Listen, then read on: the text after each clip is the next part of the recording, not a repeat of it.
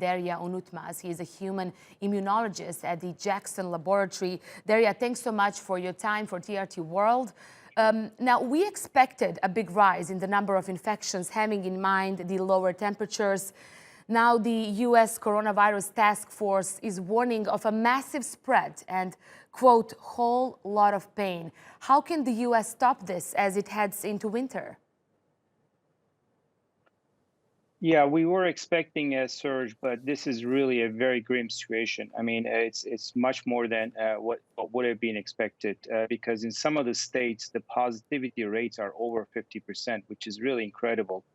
So 1 out of 2 tests that you do comes positive.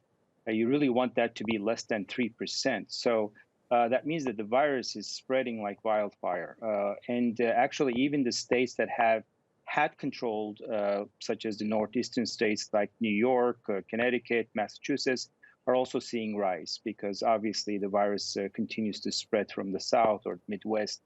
I think that the biggest issue here is that even though the mortality rates have, fortunately, is lower compared to the beginning of the pandemic because of improved treatment and so on, this is still going to overwhelm the hospitals. I think some of the hospital beds are already full.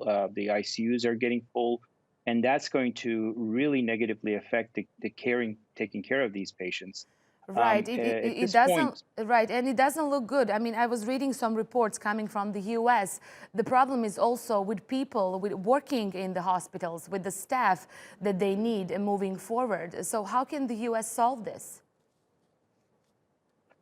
It's a very tough situation. I think Dr. Fauci recommended mandatory wearing masks all over the country. I think that would be definitely the least step that could be taken. I think in most states, the closed environments such as bars, restaurants, maybe most of the schools have to be closed. I think Europe is already doing this sort of the light or soft lockdown or partial lockdown.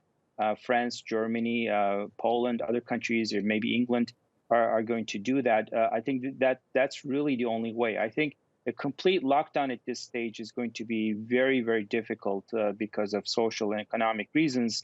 But I think if people wear their masks, keep their social distancing, be very careful in closed environments, and try not to eat at restaurants or talk at bars, we could definitely take control. We won't reduce it to nothing, but otherwise, I'm afraid we're going to see over 100,000 cases very, very soon. Right.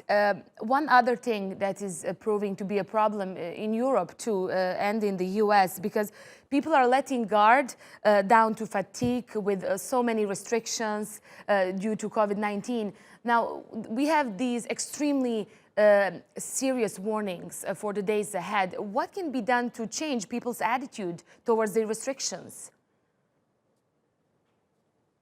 It's really remarkable that after 7 months or 8 months after the pandemic, we're still talking about thousands of times already. I think people really need to understand this is something very serious, and not to mention that we're going to have flu season starting already, and there will be double infections and so on and so forth. It's true that in younger population it's not as deadly as in older population, but those are the ones who are actually spreading the virus. This is what makes this virus so dangerous, because a lot of people don't even have symptoms and continue to spread it. And also we're starting to see second infections. So people who are asymptomatic and mild are starting to get second infections, and those tend to be more severe.